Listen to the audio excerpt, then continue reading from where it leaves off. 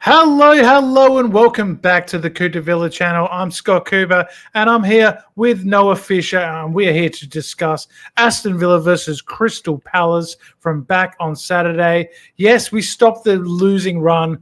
We got a point, but still disappointment around Villa Park in a game that many of us expected to win. Is this a blip or is it a crisis? We'll get into all of that and much more after this.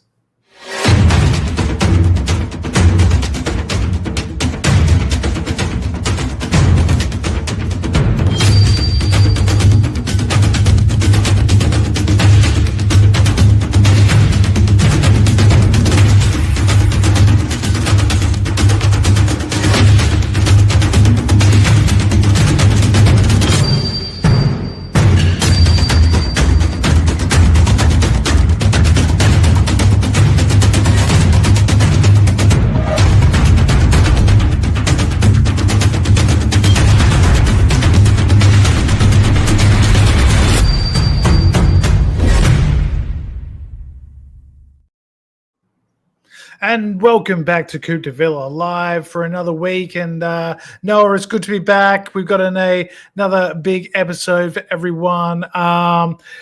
Look, the game itself was a bit of a disappointment.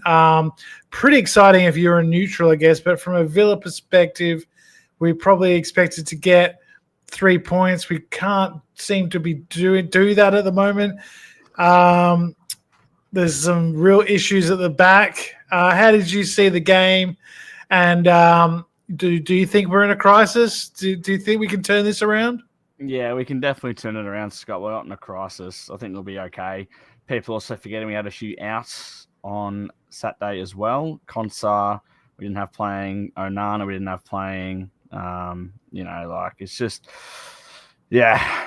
I don't know. I don't think it's a crisis. I don't think it's a crisis at all. I think we stopped the rot now. I thought we actually played okay. We missed a penalty, which is unlucky. I probably know we'll talk about that later on. But at the end of the day, I actually thought we played okay. Look, I think we played okay in bits, but I really do think that there's a lot missing. Obviously, defensively is a real shambles at times, especially from our own corners, which we'll get into. But look, I also think we're missing a bit of athleticism in the middle of the park. With no Onana in there, definitely. With no Ramsey and guys like this. I think Barkley, Tielemans, great players, McGinn, but they don't really get around the pitch as maybe, you need to in Premier League in 2024. We sort of a bit one pace. We're a bit slow with the ball.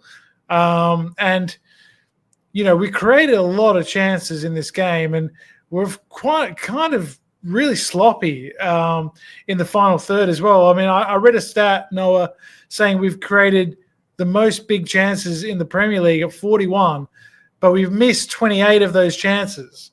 So I think that tells a story. So which area of the field do you think needs the most attention from Unai Emery, and where do you think we can improve the most?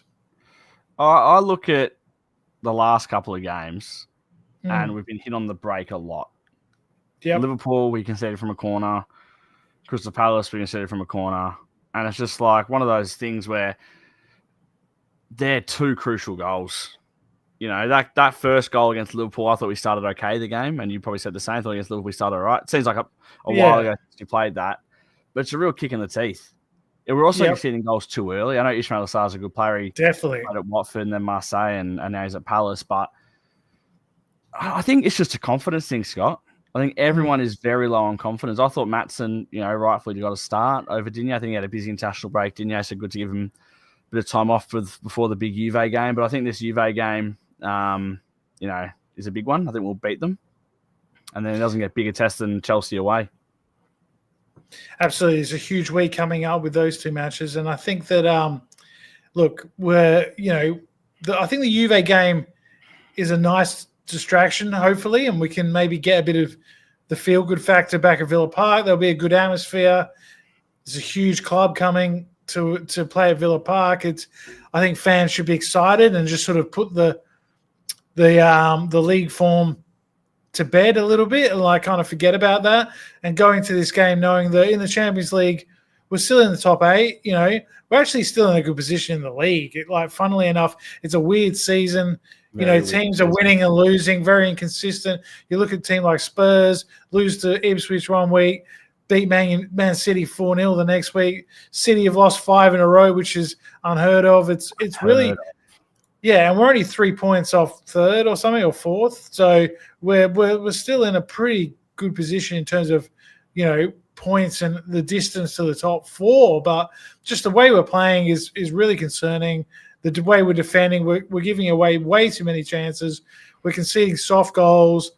The likes of Diego Carlos at the back looks slow, looks kind of from that goal. I mean, I think there was a lot of mistakes in the Sarr goal that we went 1-0 behind after 3 minutes. But I think the biggest mistake was Carlos not going with Mateta and allowing Mateta just to be able to turn and pick his pass to Sarr with no pressure on him at all. I mean, if you're going to play a high line, rule number 1, you got to have pressure on the guy making the pass, because if he can just pick a ball and have all the time in the world, you're going to get cut apart, and that's exactly what happened. Yeah, but Scott, we have probably the best manager that most of us have ever seen managing our football club right now. If there's one man I trust to turn this around, it's that man. It's a form slump. It's fine. Everyone goes through it. Through it. It's fine. It's a good time. I'd rather be dropping points now than when we're, potentially pushing for top 4 later on the season, like last year. Last season, we all thought, geez, we're doing this at the wrong time of the year. But luckily, we had enough points in the bank. Yes. But we got to start. We had to. These are teams we have to beat. You know what I mean? We have to beat Palace. We had to beat Ipswich. There's games that we had to have won. Had to beat Bournemouth when we threw that away. And these games might come back. Exactly. The home form has not been good all season.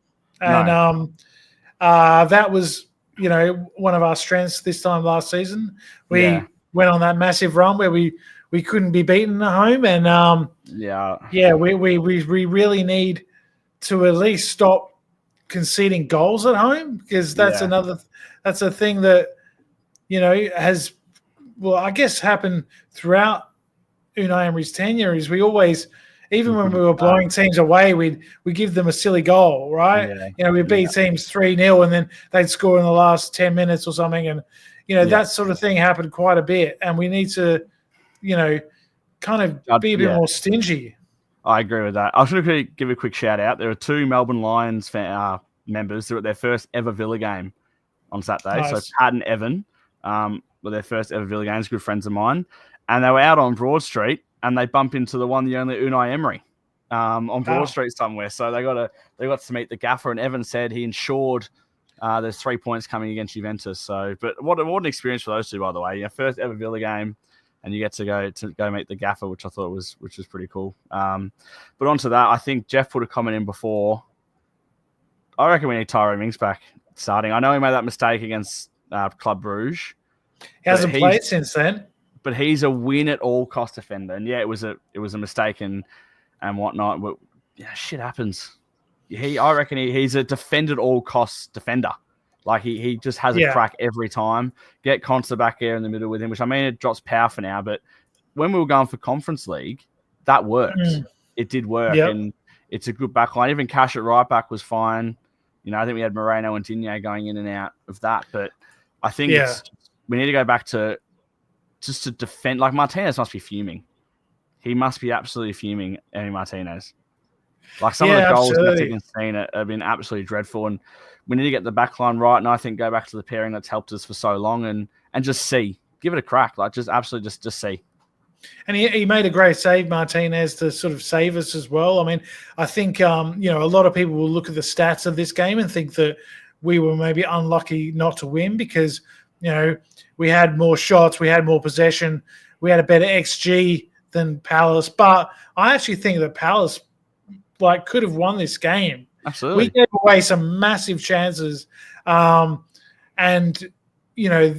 not just we're giving them 1 or 2 chances from outside the box. We're giving them clear-cut chances. And, it's a real worry. And I think that, I'm with you. I think Emery will fix the problem.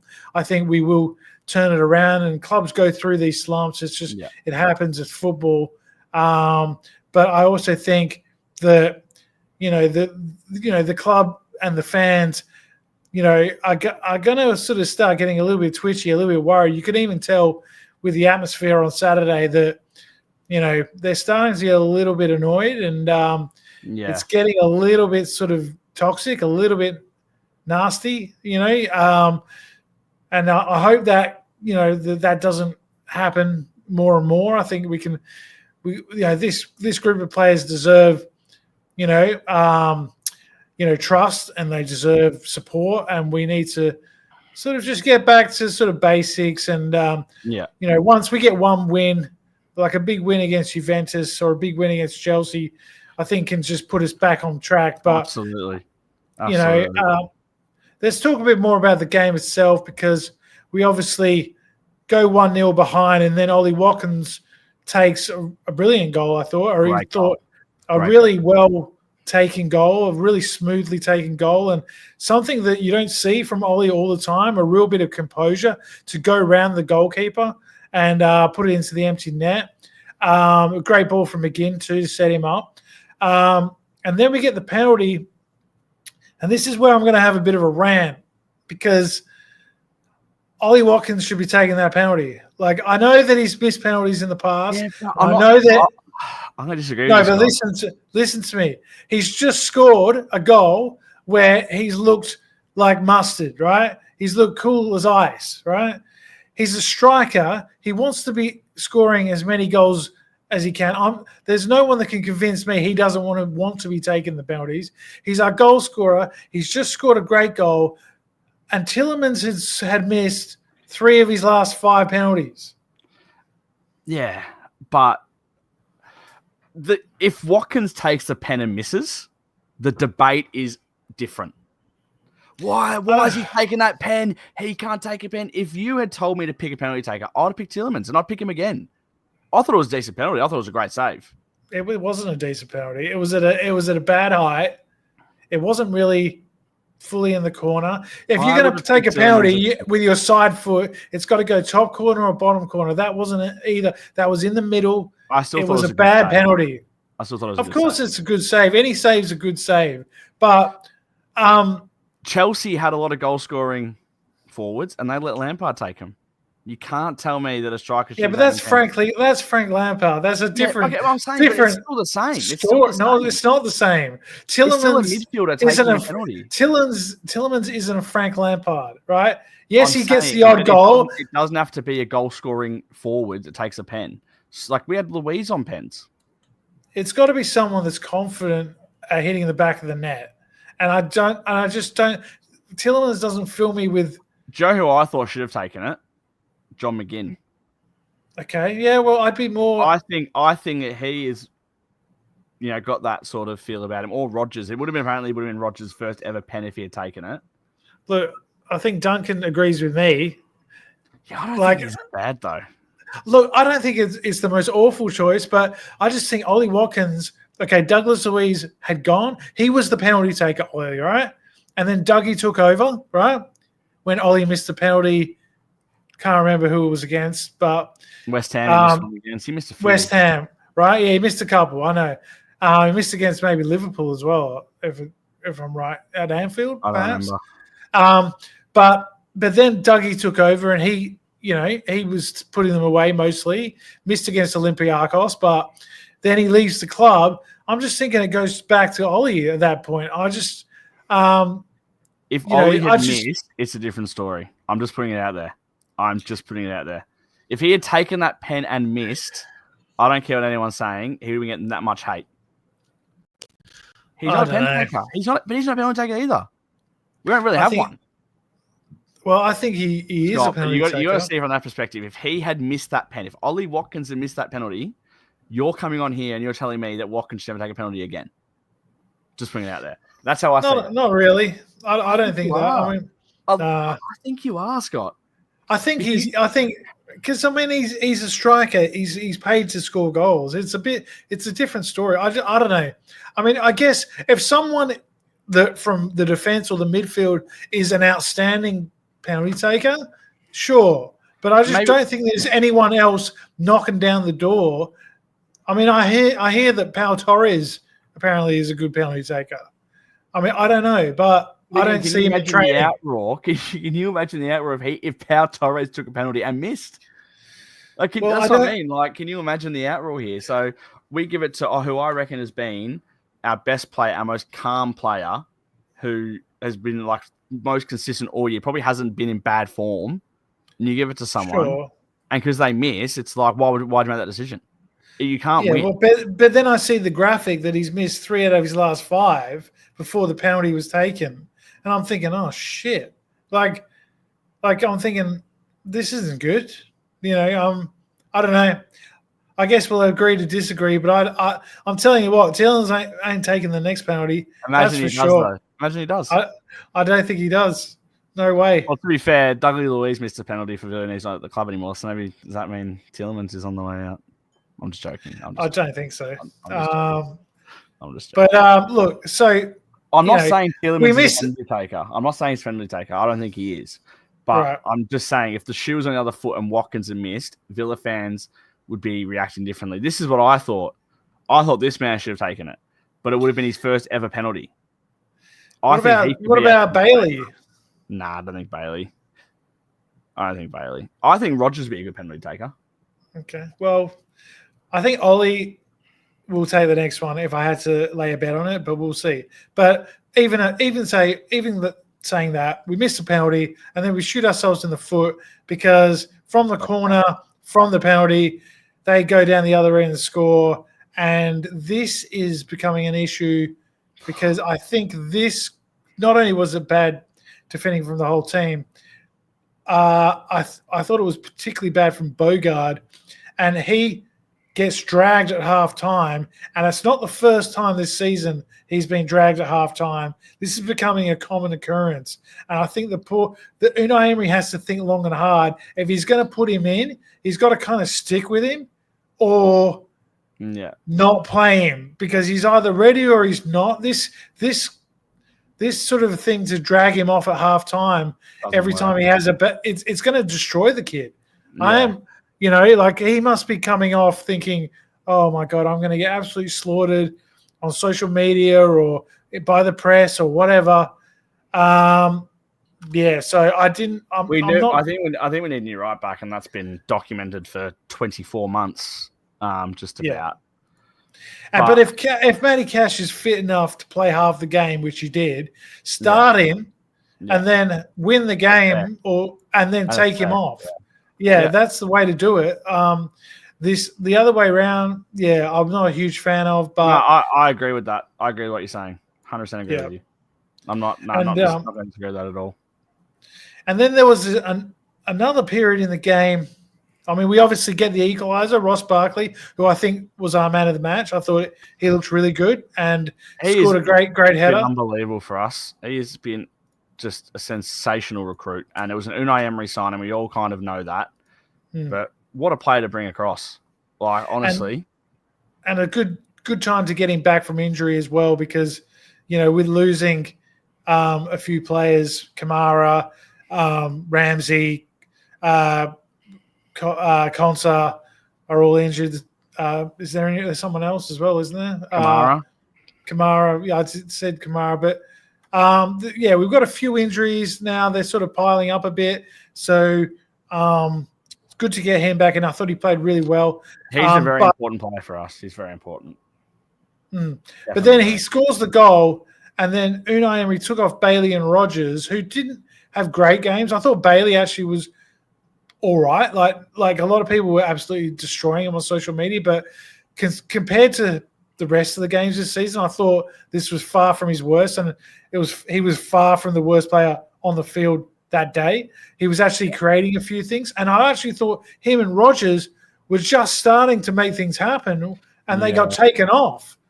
I know Philogene and Buendia, are good players, and but maybe take off a defender, maybe take off, someone like Barkley, more of a sitting midfielder, and keep the attacking threats like Rogers and Bailey on the pitch, because I actually thought at that particular moment they were looking dangerous. So I was a bit surprised by that. Agree. I completely agree. I don't know. Maybe Champions League football is really starting to affect the playing group. I don't know. The thing is, right, last year, until the back end of the year, we were very, very lucky with injuries. Besides, like Jacob Ramsey, who was out all year, we were very, very lucky with injuries. And this year, we had Mings and Buendia at the start. Yeah, but they were confirmed. But that was before the season really got going. Yeah, but this year, it just seems like we get one back, we lose one. We get one back, we lose one. We lose two, we get one back. Like I'd like to know the last time we actually played the back-to-back same 11. Yeah, I was thinking about that. I don't think the back four, we've had the same back four very often. But that is what we used to be reliant on. It used to always be Martinez, Cash, Konsa, Torres last season, Digne. It was just that was it, and that was the most reliable part of our team. Or we might have had Concert right back Carlos in, and it worked. But you lose Kamara, who's the anchor in front of the back four. You put Tielemans there. He's a huge miss. Kamara's a huge miss because he was just starting to get back in the team. He was building up his confidence, building up his fitness, and now he's got a hamstring injury. I saw him; he's back on the training track. So yeah, I think obviously he's not far away. Yeah, it wasn't a bad hamstring injury by the looks of it, and hopefully that hasn't set him back too far, and maybe we can see him, off the bench again in the coming games. But I think what people are forgetting, though, Scott, is that has been probably the highlight, like the disappointing thing of our season. The highlight is injuries. They haven't been long term. We haven't had, touch wood, haven't had any real long term injuries, maybe besides what Ramsey keeps getting. But I don't think we can blame injuries for the defending. The amount of goals we're conceding. But you got to go through the midfield too. So you don't just run at the back four. I know a lot of the goals have come from that, but Kamara used to normally, sit in the right spots at corners as well. He would know where to go. I think Tielemans or Barkley as that deeper midfielder don't position themselves as well as Kamara would. That's what I'm trying to say. Everything it's all a domino effect, It is, but I mean, we've got experienced players like McGinn, like Anana, guys that, I mean, McGinn hasn't been anywhere near his usual self this season. I would say Bailey has been absolutely awful for most of the season. I would agree. Diego Carlos has been up and down. Pau Torres probably hasn't been the same. I think Digne's been pretty good. Been very good this year. Yeah. Rogers has been good, but sort of dropped off a little bit the last few weeks. And Ollie, Ollie's Ollie, he scores goals, but, we all know that he can he had a few funny moments in this game where he was through one-on-one and just didn't pull the trigger. Yeah. And that's happened. That's happened a few times. He's done that a lot this year. But he just scored a goal where he looked cold as ice. That's why I know. But John, I reckon, Scott, as I find it weird, is when Ollie has more time to think, he struggles. But when he has to make a quick decision, get around the keeper, he does it unbelievably well. But as soon as you give him time to think, he has a lot of time on a one-on-one, he will miss those chances. Yeah, I mean, I don't know if you saw his goal for England against Greece. What do you think? Brilliant finish, just like a crisp finish. He made a great little run where he dropped back, and I think it was Madwecki, was it? Yeah, picked him out. Yeah, and it was just a great bit of centre forward play, and it was. And in this game, in the Palace game, you don't see him a lot. You don't see him for 10, 15 minutes, and then he scores the goal, and you think, oh, here we go, come on. And I just thought at that point, if he takes the penalty and he bangs that away, he's getting a hat trick. That's how Ollie Watkins is. If he's, if he gets one, he'll get two, he'll get three.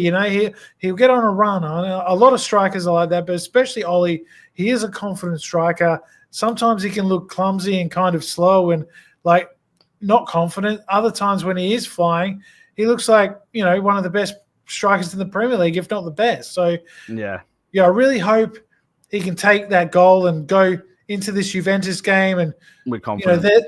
Really have a go at them because we all know that the Serie A is maybe slower, less physical than the Premier League, and that's one of his great strengths. And I hope he can really put them under pressure because I'll tell you what, this is going to be a tough game. Juventus have not conceded many goals this season. No. They've got a very good team. They've got some excellent players, the likes of Vlahovic, Coop Minus. These guys are top players. Great players. And, Douglas Luiz apparently is injured and we're unlikely to see him come back to Villa Park. I really come back. That's very disappointing. I would have liked to have seen him too because, it would have been a great little story. Maybe we can get him back on loan. That's the talk of the town, apparently, by the way. It is. I've seen it a few times. I'd take it because think about it.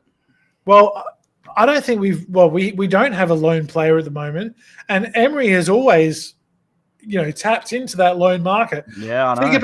Think about last season. We had Longley and Zaniolo on loan, and they both, weren't the best, but they contributed when we absolutely needed. I mean, Zaniolo got a couple of equalising goals in big games. Yeah, Longley had a couple of big performances, especially in the Conference League, where we needed to give the other guys a bit of a break.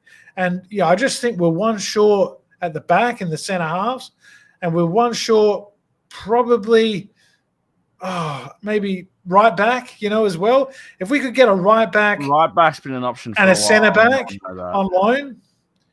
And I'm sure there's great players out there in Europe that Emery's got his eye on that, will come for 6 months on loan. This man's always working. He's always the person with the most upset with what's going on is Unai Emery. He'd be filthy. He'd be absolutely filthy about what's going on.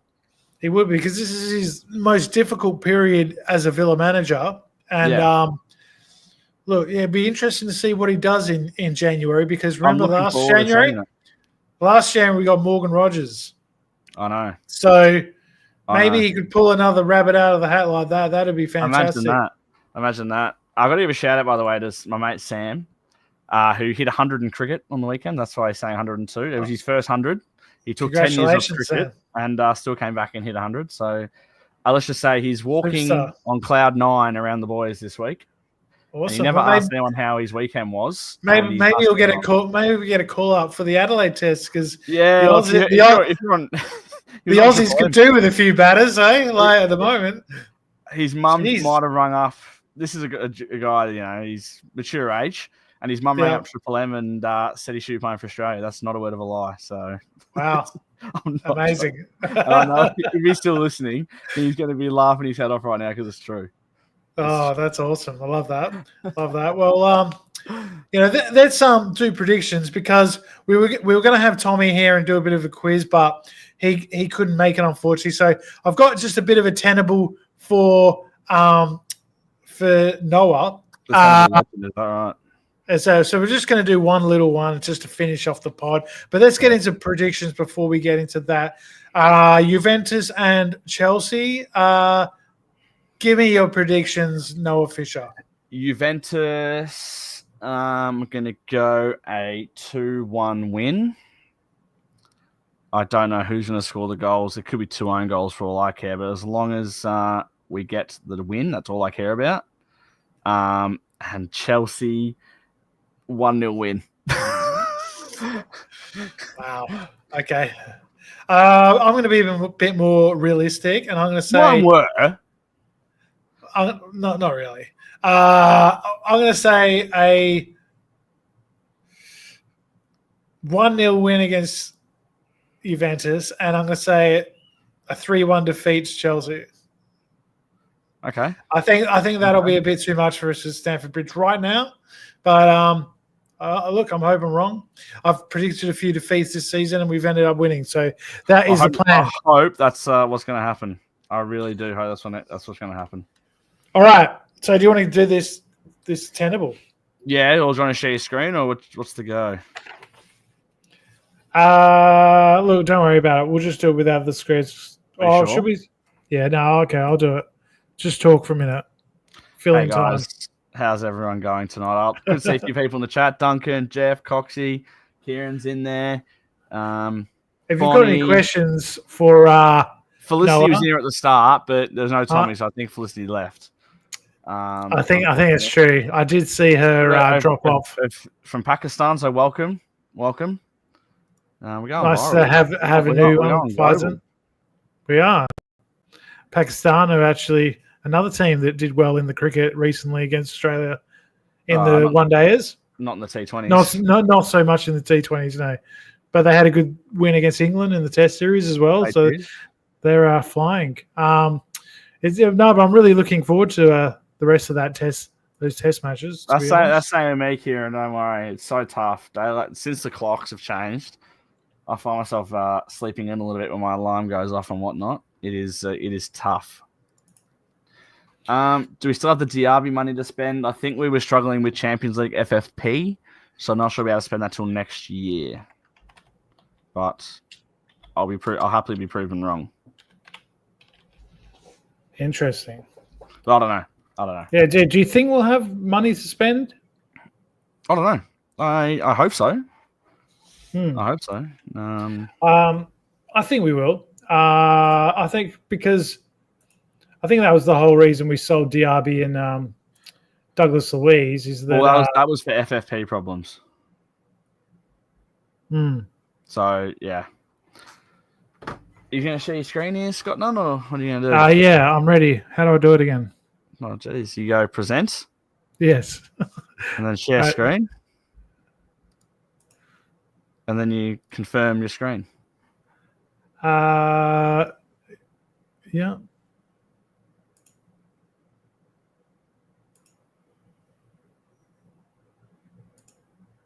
Right.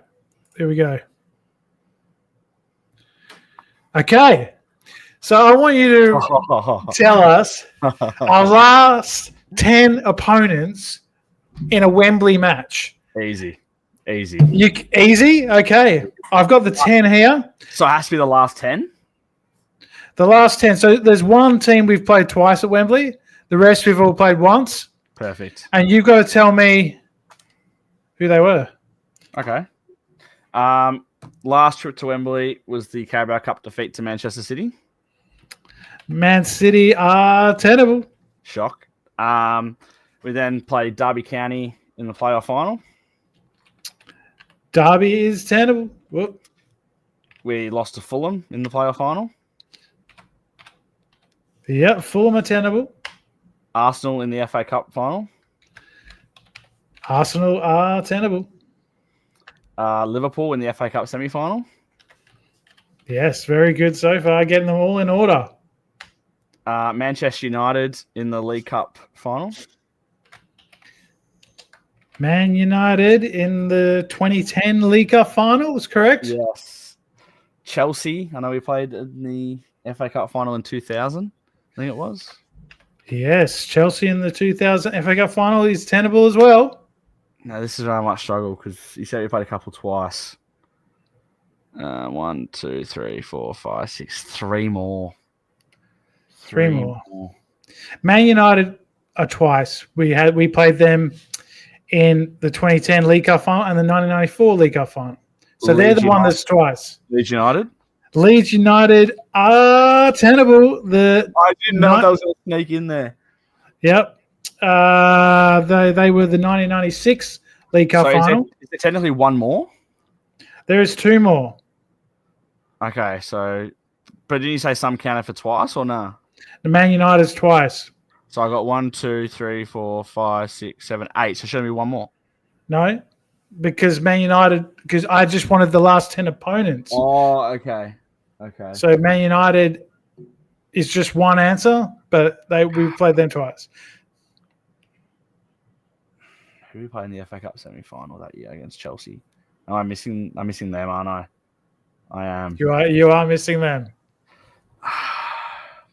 Tranmere was at Villa Park. That was when we played them for the League Cup. That was the League Cup. Yep. That was at Villa Park. What other big Two-legged. team I said? United. What? Any hints going around or? Well, look, maybe if you lose a couple of lives, I'll give you a hint. Tottenham. Tottenham are tenable, but they're the last one. That was 1981 Charity Shield. So you just need one more. And you haven't lost a life yet. We played for ages. And it was that semi-final. Everton? You've lost one life. Everton are not tenable. It was not Everton. Who would we have played? Ipswich. So I guess Yeah. it was not Ipswich. So you got one more guess. Any more hints going around? I haven't had a hint yet. Okay, they're not in the Premier League. They're from the north. Well, they're not. They're not. Well, they're north. They're north of Villa. Oh, okay. Well, that's fucking heaps. So teams I'm thinking about, not in the Premier League. Sunderland, Portsmouth, but they're south, so it's not Portsmouth. They're north. They're northwest. Northwest. They're not in the Premier League, but they were in the Premier League when we played them in the 2000 semi-final. The game was 0-0. If it's going to kill me, we won 4-1 on penalties, and Dion Dublin scored the winning penalty. Northwest.